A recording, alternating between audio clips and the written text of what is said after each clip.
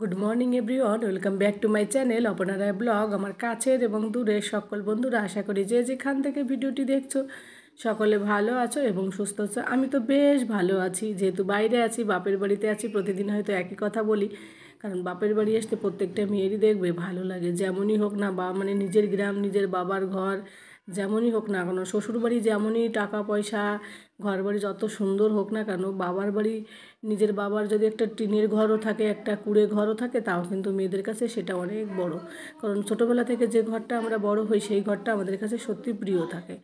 আর এইদিকে দেখো, সকালে ঘুম থেকে উঠে পাশের বাড়ির একটা ভাগ্নেদের বাড়িতে গিয়েছি, গিয়ে দেখি ভাগ্নে মোমো, এর আগের দিন তোমাদের দেখিয়েছিলাম, ভাগ্নে দোকানে গিয়েছিলাম, স্যুপ খেয়েছিলাম এবং ছেলেমেয়ের জন্য বার্গার নিয়েছিলাম। তো ভাগ্নে বানাচ্ছে, মোমো বানাচ্ছে, চিকেন মোমো। তো ভাবলাম তোমাদের সঙ্গে, এর আগে গত বছর একবার শেয়ার করেছিলাম, তো আজ আবার একটুখানি শেয়ার করছি।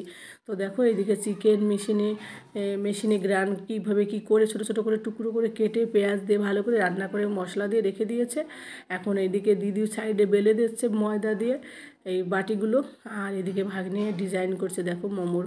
আর সত্যি এরা খুব সুন্দর, এদের মোমোটা হয়। আমাদের বাপের বাড়ির গ্রামে সকলেই জানে যে তপুর দোকানের মোমোটা সত্যি খুব সুন্দর হয়, কলেজের সামনে বসে তো, আর খুব সেল হয়, খেতেও দারুণ হয়। আমি নিজেও খাই, দেখো কতগুলো বানিয়েছে, নিচেরগুলোতেও অনেকগুলো বানিয়েছে। তো এতটা ম্যাগনেট এগুলো সব বানাবে, তো যতক্ষণ থাকে দোকানে সব বিক্রি হয়ে যায়, মানে কখনো নষ্ট হয় না। কিন্তু খুব সুন্দর করে ভাগ্নে বানায়। ভাগ্নে হোটেল ম্যানেজমেন্ট পড়েছে, বাইরে চাকরিও করেছে, বাইরে বলতে ইন্ডিয়ার মধ্যেই। কিন্তু তারপরে বাড়ি চলে এসে আবার বাড়িতে এসেও করছে। আর এইদিকে দেখো নিচে অনেকগুলো বানিয়েছে, এখন এইগুলো এবার সিদ্ধতে বসিয়ে দেবে। তো খুব ভালো লাগে, আমি তো মোমো খেতে ভীষণ ভালোবাসি। কারণ এই কারণে ভালোবাসি, কারণ সিদ্ধ জিনিস থাকে, তেলের বেশি ঝামেলা থাকে না, তেল থাকে না বেশি। আর বাইরের খাবারে এত ফাস্টফুড থাকে না, তার থেকে আমার মনে হয় এইরকম খাবার অনেক ভালো। আর এদিকে দেখো দিদি কি সুন্দর করে বেলে দিচ্ছে, আবার ছোটো ছোটো করে লেচি কেটে রেখেও দিয়েছে। তো খুব ভালো লাগে এটা চিকেন মোমোটা, তাই তোমাদের সঙ্গে একটু শেয়ার করলাম কীভাবে বানায় বাড়িতে। তো পরিষ্কার পরিচ্ছন্ন করেই বানায়, বাড়ি থেকে বানিয়ে নিয়ে যায়, তো ওখানে বসে বানালে হয়তো কেমন হবে।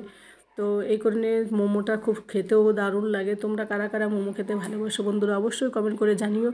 আর আমি বাবার বাড়ি আছি, বেশি দিন আর থাকবো না, হয়তো 2-3 দিন থাকবো, তারপর চলে যাব।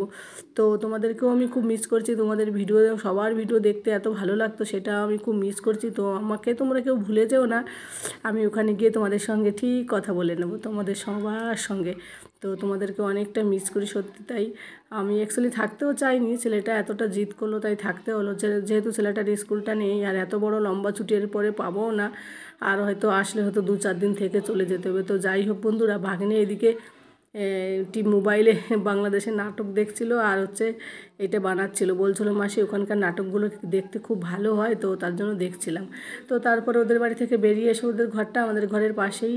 আর এইদিকে দেখো ওরা আর একটা পেঁয়াজ রাখবে, কারণ মোমো বানাতে প্রচুর পেঁয়াজ লাগে, তো পেঁয়াজের জন্য আলাদা টিনের ঘর করছে। আর এইটা হচ্ছে আমাদের ঘর, ওদের ঘরটা এইটা।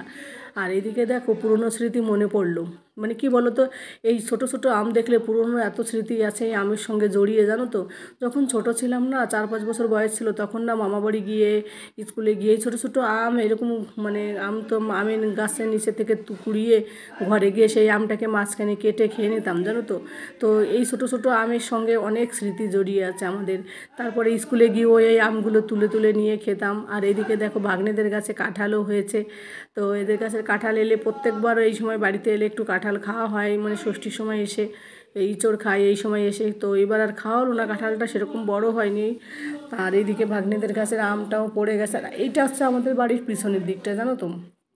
আর এইটা হচ্ছে আমাদের ঘর, আর ওই সাইডেরটা হচ্ছে ভাগ্নেদের ঘর। আর আমাদের বাড়ির পিছনে হচ্ছে অন্য লোকের বাঁশবাগান। তো অন্য লোকের বাঁশবাগানে আমাদের এই দিকটা মানে অনেকটা ছায়া থাকে, অসুবিধাও হয়। কিন্তু কি করবে, যার যার বাড়ি যে যেমনভাবে রাখে, আমাদের তো কিছু করার নেই। আর এই কলা গাছটা তো ঘরের সামনেও আছে, আবার এইদিকেও লাগিয়েছে বাবা। এটা আমাদের বাড়ির পিছনের দিকটা তোমাদের সঙ্গে একটু শেয়ার করলাম বন্ধুরা। পিছনের দরজাও আছে, এইদিকে হচ্ছে পিছনের দরজাটা, আর ওই যে দেখো সামনের দরজাটা তোমাদের সঙ্গে অনেকবার শেয়ার করেছি। আর উপরেও একটা টিনের ঘর রেখেছে কাঠ রাখার জন্য, আবার নিচেও কাঠ রাখার জন্য। আমার মা আবার গ্যাসে রান্না করতে পারে না, দাঁড়িয়ে দাঁড়িয়ে ওনার কষ্ট হয়, উনি ওই কাঠের উনুনে রান্না করতে প্রচুর ভালোবাসে। আর এইদিকে আমাদের একটা টিউবওয়েল আছে, কিন্তু টিউবওয়েলে জলই ওঠে না। আর এদিকে আরেকটা ঘর আছে, এইটা হচ্ছে বাইরে রাখে, কাঠ রাখে। কাঠে রান্না করে। একটা মুরগি ছিল, আগের দিন মুরগিটা কেটে আমরা বিরিয়ানি রান্না করে ফেলেছি, জানো তো। আর মুরগি নেই বাড়িতে মায়ের। তো যাই হোক, কারণ এইগুলো রাখতে ঘরেও সমস্যা হয়, আর এই গ্রামের বাড়িতেও একটু এরকম হয়। আর এইদিকে দেখো বাঁশবাগান, ওই যে পাশে যাদের বাড়ি ওদের বাড়ির বাঁশবাগান। আর এইটা হচ্ছে আমাদের আগের ঘর ছিল তখন, এইটা ছিল আমাদের বাইরে। এখন বাইরের বাথরুম হয়েছে, তখন আমরা এই বাথরুমগুলো ইউজ করতাম যখন ছোট ছিলাম। তো সেই বাথরুমগুলো এখন আর সেইভাবে কেউ আসে না, সেইভাবে পড়া থাকে। ঘরের পিছনের দিকটা যা থাকে আর কি, সকলের বাড়িতে এই পিছনের দিকটা সেরকম থাকে না। আর এই যে জানলাটা, এই রুমে হচ্ছে আমি ঘুমাই এখন। আর এই যে যে বেলগাছটা, এই বেলগাছটা আমি ছোট্টোবেলায় লাগিয়েছিলাম যখন ক্লাস 7-এ পড়ি। এই বেলগাছটায় লাগিয়ে প্রতিদিন ওম নমঃ শিবায় বলতাম, একটা মন্ত্র বলতাম, আর এই গাছটাকে জল দিতাম, জানো তো। গাছটাকে আমি পুজো দিতাম। তো এখন আমাদের ঘর করার পরে এই গাছটা এমন মানে সাইড হয়ে গেছে, আর পরিষ্কারও নেই, জানো তো। তো যাই হোক বন্ধুরা, ভিডিওটা কেমন লাগলো অবশ্যই কমেন্ট করে জানিও। যে যেখান থেকে ভিডিওটা দেখছো সকলে ভালো থাকো, সুস্থ থাকো। যারা লাইক করতে ভুলে যাও প্লিজ একটা লাইক করে দিও, আর একটু ভালো একটু মিষ্টি মিষ্টি কমেন্ট করো। আর আমাকে তোমরা কেউ ভুল বোঝো না, আমি সবার কথা মনে রেখেছি তোমাদের। সকলে ভালো থাকো, সুস্থ থাকো, সাবধানে থাকো। এরপরে পরবর্তী একটা ভিডিও নিয়ে তোমাদের সঙ্গে খুব শীঘ্রই চলে আসবো। টাটা।